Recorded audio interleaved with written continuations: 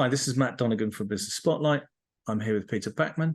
Peter, can you let us know who you are, what you do, and how long you've been doing it for, please? Well, I'm Peter Backman. I run a business under my own name, which people find very difficult to understand because they say, "You're Peter Backman from where?" And I say, "I'm from Finchley." And they say, no, which company? And I say, the company is Peter Backman. So I'm from Peter Backman. I'm a consultant in the food service sector, which covers eating out, everything from Wormwood Scrubs to the Ritz and the whole supply chain. And I've been doing that for many, many years, but in various iterations. So it's changed the focus of what I've done, how I've done it. The companies I've owned have changed over the years. Okay. And what's your focus at the moment? We spoke earlier about your business and how you're developing it. What is it exactly that Peter Backman does? Well, Peter Backman, because I've been working in the food service sector for many, many years, I can remember when the first McDonald's opened in Woolwich, for example. I've been doing this for many years, and over the years, I've got some invaluable stuff. One is contacts with people, so I know people, and I measure the market because I'm basically a scientist by training. So if you can't measure it, it doesn't exist. So I have, over the years, created many models of the market. So that's another thing. And the third thing is, because the eating out market, food service market, is very complex, it's important to understand all the factors which are impinging on it and what their various elements are, so that you can form opinion about the future. So I've built all that knowledge up without knowing it until I woke up half a dozen years ago saying, well, I'm employing a load of people, but actually what people want from me, what my clients want from me, is what's in my head. So at that point, I downsized. I was also getting to that stage in life where it wasn't a bad idea anyway. And I downsized and I carried on running Peter Backman as a consultancy. About 18 months ago, and this is probably quite relevant, I realized I've been doing a lot of work in the restaurant delivery space. That's where you find Deliveroo and Just Eat Takeaway, Uber Eats, and so on. So I've been looking into that market, and I decided to start creating a business around restaurant delivery. So that sits alongside Peter Backman, and it's about understanding the market, making connections, and it's fundamentally global. So I've got contacts in this country, in the States, in India, in the Gulf, in South Africa, in Australia. I can list off the countries, but there are a lot of them. So that's really where I am. Okay, so it's predominantly consultancy and advice for companies in the food delivery sector. That's the delivery.world, but at the same time, I'm running Peter Backman as it always was. Yeah. And I've got clients in that space, and because the delivery world is very much a global market and addresses a lot of different issues, I'm able to keep them separate. Right. So okay. There's obviously carryover. Some clients deal with me under both headings, but I'm running them as two separate businesses. Okay, and you have a podcast as well, don't you?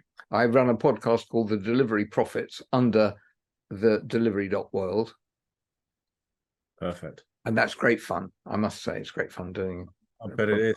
How many do you have lots of contributors coming onto the podcast? We're on edition episode 8 at the moment, and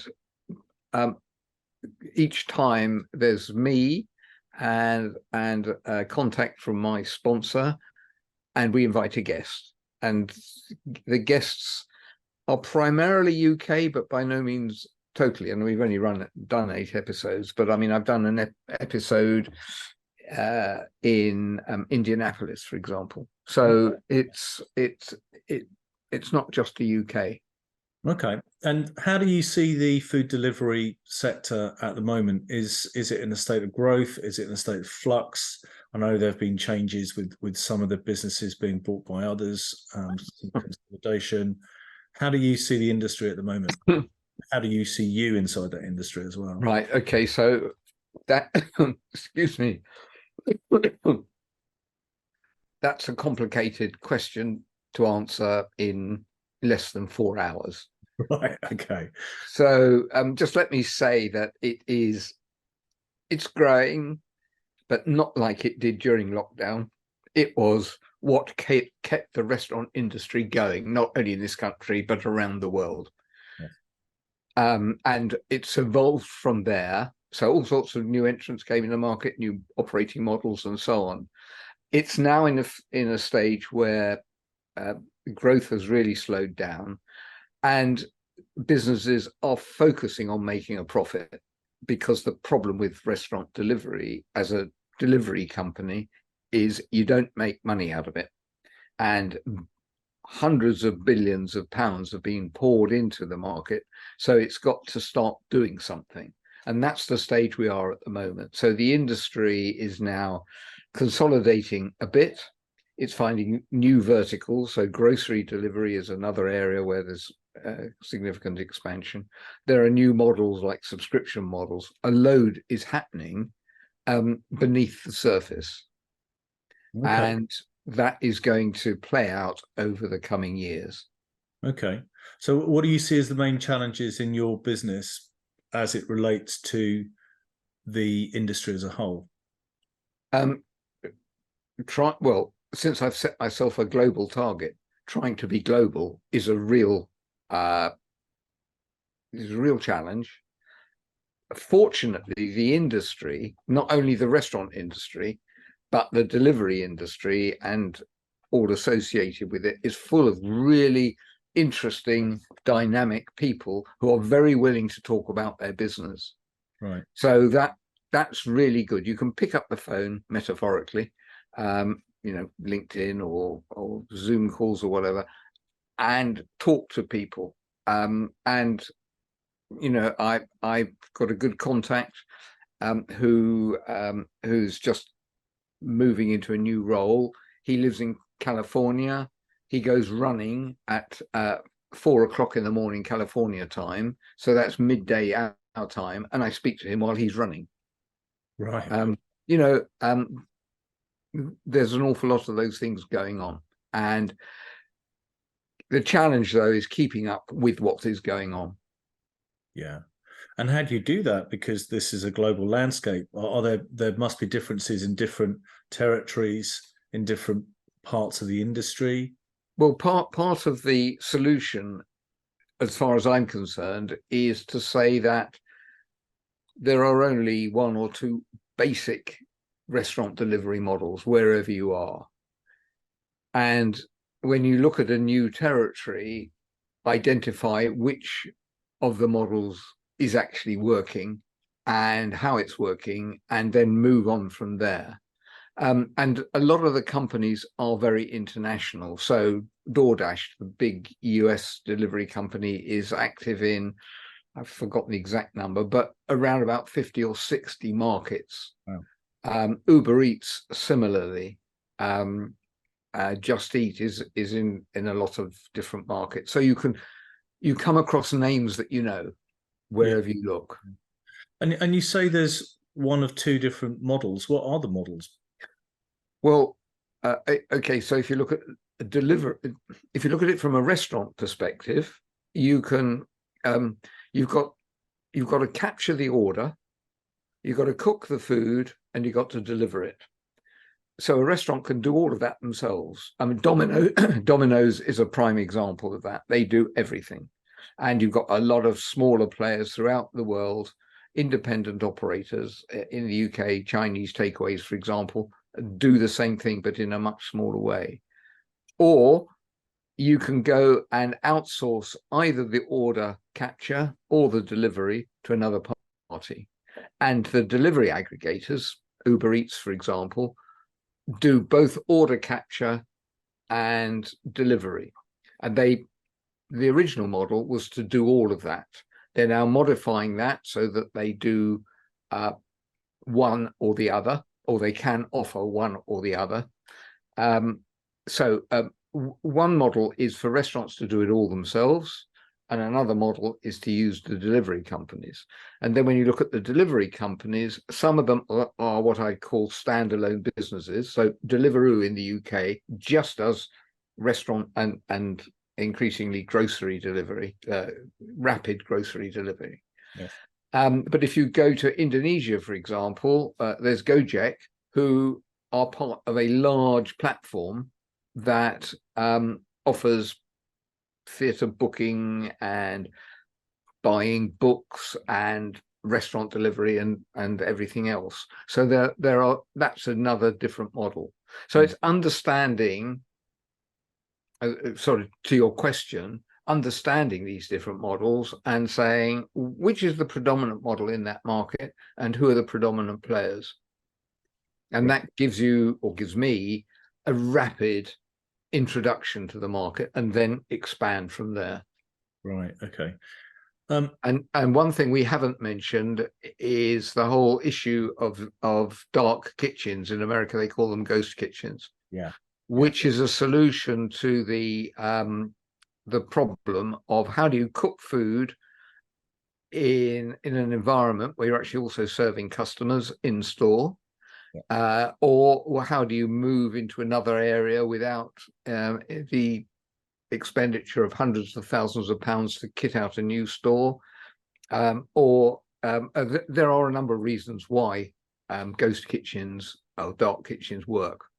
Yeah, I mean, we've seen the growth of that, and I think some of the public know and understand that outside of the restaurant itself, there are these dark kitchens that are actually manufacturing the food or producing the food to go into homes.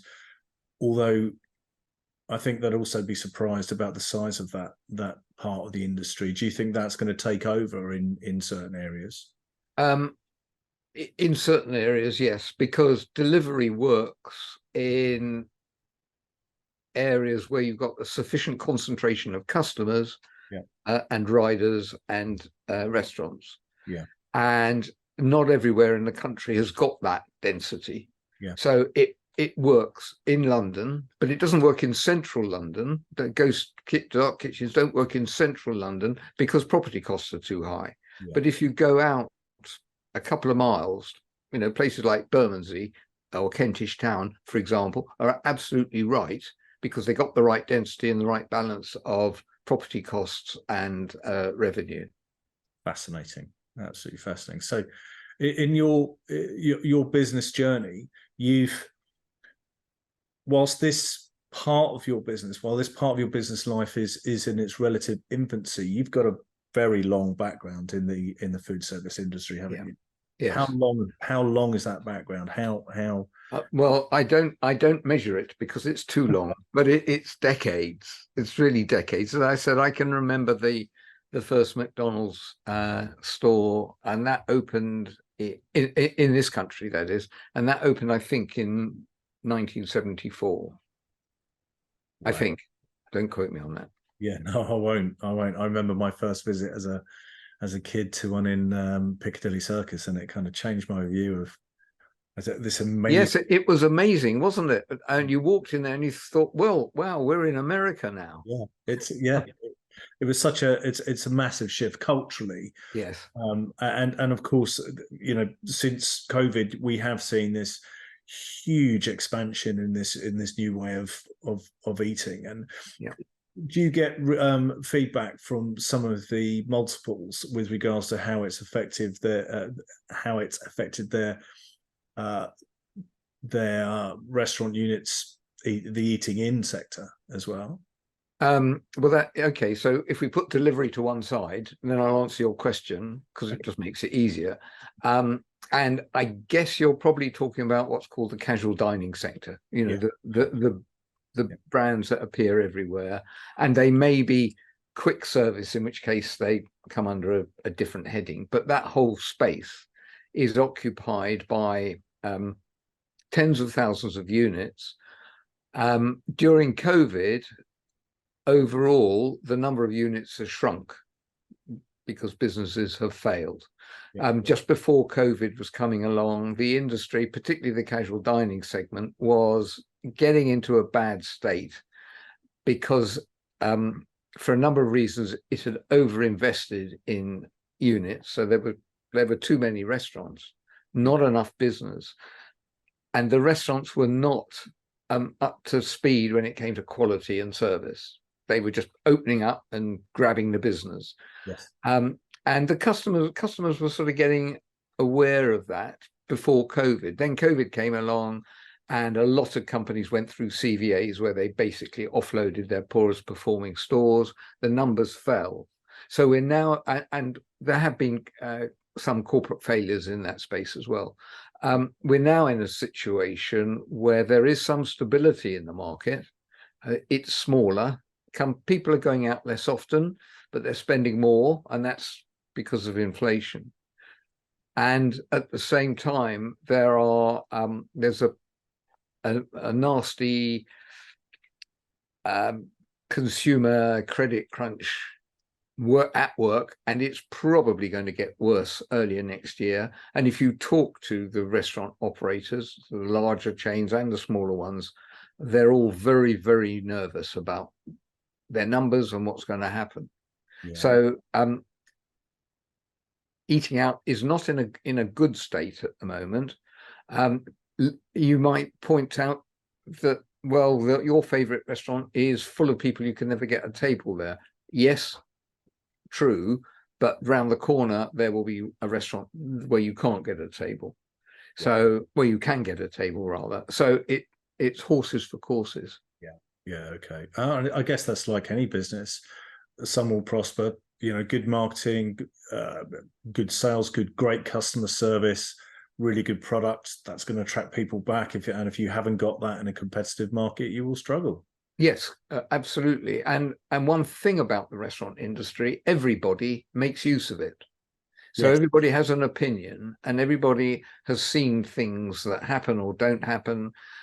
And that makes it quite difficult talking to people about the industry because they've got their practical view of it. Okay.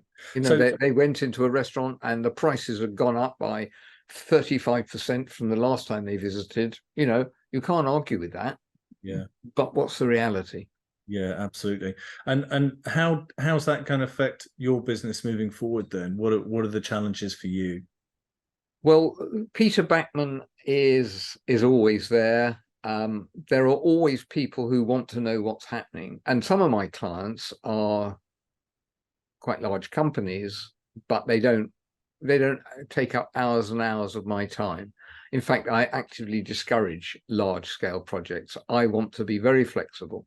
So an ideal client for me is one that commissions me to do some work once a month, maybe once a quarter, for a few hours. That's fine for me, because it means that I can then devote my time to doing the things that build my business rather than build their business.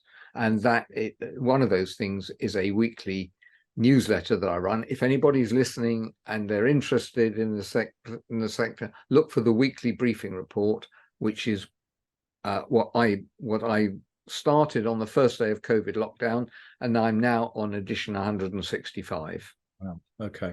What we'll do is that with the video description for any of our viewers, we'll include that information in that. Okay. So that people can pick up on that. So if you were to go back in time when you were 18 years old, what advice would you give yourself now? Well, when I was 18, I was a scientist. And the advice I'd have given myself is stop being a scientist and start writing. Okay. So that's your passion, is it? Well, I've discovered over the years that I'm not brilliant. I'm not a brilliant writer, but I can write easily. It comes to me easily. Yeah. And I'm not bad at it, and I can get ideas down. Yeah. So we often, as business coaches, we often talk to customers about talk to our clients about the need to test and measure everything. We were talking earlier on, you said about how data is important. How do you relate data to the restaurant industry? What are your are there three key numbers that you would advise restaurants and food delivery businesses to look at?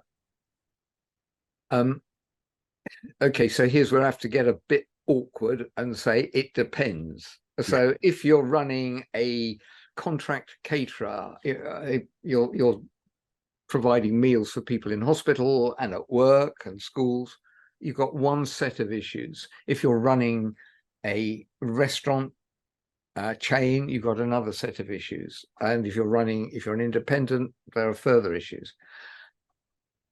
Fundamental to the whole thing is keeping your costs in balance. I mean, it doesn't need a genius to tell you that, but measuring costs is important. And the industry works on very tight margins, so costs are important. Another one is, it's not a metric, is knowing who your customers are. A lot of operators think they know who their customers are, but don't really. And that's because they don't have the ability or the capability of finding out. It's not that they're stupid, they just can't do it. So that's another challenge.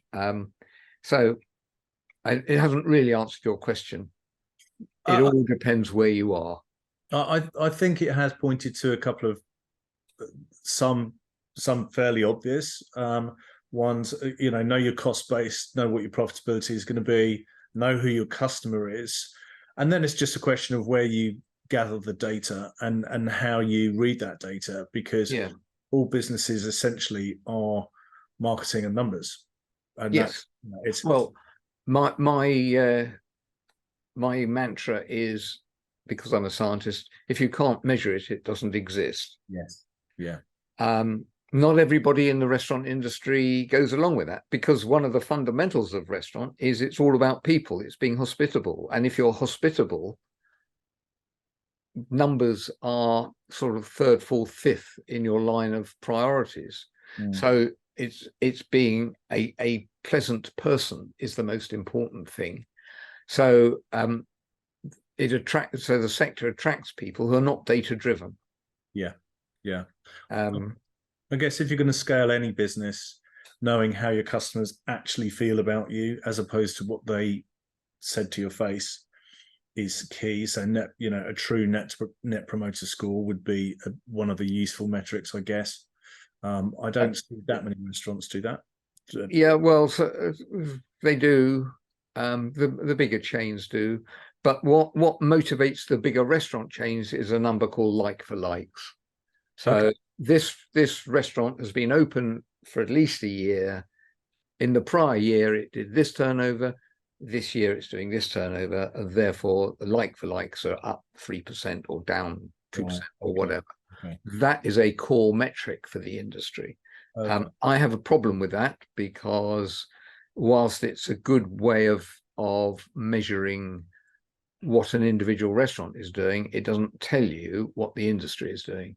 Yes. The industry is not made up of like for likes. It's made up of a whole variety of openings and closings. Yeah. Okay.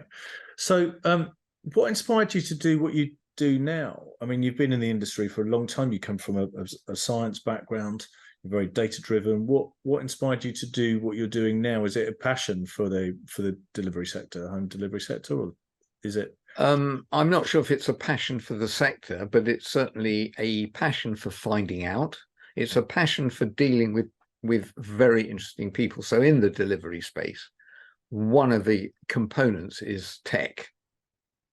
Kiosks on counters and capturing the order.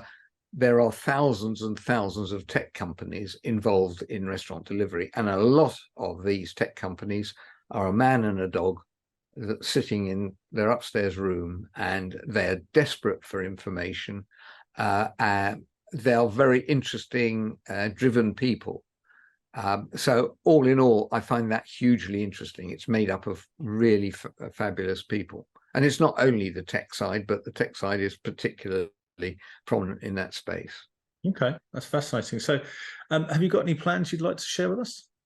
Well, the delivery world is something, I guess, which is quite unusual. I've never heard of anybody else doing it. if you look into the long-term future, 50 years ahead, it's providing services and information to anybody who's involved in delivery, whether they're UPS or Amazon or Just Eat or whatever, that the whole delivery space. And it's made up of a wide variety of different components. How is the business going to get there? Well, at the moment, it runs a fortnightly newsletter. It does a podcast. It provides information. I speak at conferences. So there are a number of things happening. And I've got plans for each of those to grow and further things to grow further down the line. So this is all theory. Right. And what I'm doing is proving each concept. So can it work? Either have I made it work or have other people made it work? So I'm envisaging a pitch deck which says there are these 5, 10, 20 activities. This is how they're going to work over the next 3 years, and this is how they're going to plan over the next 20 years. We've got a business then that has got proof of concept stage. I'm looking for somebody who's going to be able to say to me, that is really interesting, Peter. I'd like to be involved in that. I'll either buy it off you or I'll buy a bit of it and I'll work with you. So that's where I am. Yeah. Okay. So your knowledge, you've got decades of experience in the sector. Transferring that knowledge to other people inside your organization, I guess, is that going to be the biggest challenge for you? It is a challenge, and I think the solution is to find things that don't require that expert knowledge, or if it does require expert knowledge, it doesn't become a critical part of the whole thing. Yeah. So providing information about the delivery companies doesn't require my special knowledge. So, Peter, is there anything else you'd like to share with the Business Spotlight audience? I'd definitely like to mention my book. It's called Restaurants Also Serve Food. And the also is important because most people assume that what restaurants are doing is serving food, but they're not. They're providing a service. And alongside the service, they're also providing food, hence the title of the book. So there it is. It's available on my website.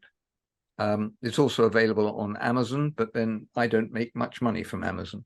My website is Peter Backman, F for Freddy, S for sugar.com. That's peterbackmanfoodservice.com. Excellent. Well, thank you so much, Peter. Thank you for your time today. It's been a real pleasure to hear about your past and your future moving forward in a very, very exciting sector. So thank you. We'd love to stay in touch with you. And goodbye. Thank you for inviting me. I've really enjoyed it. Thank you, Peter. Bye. Bye.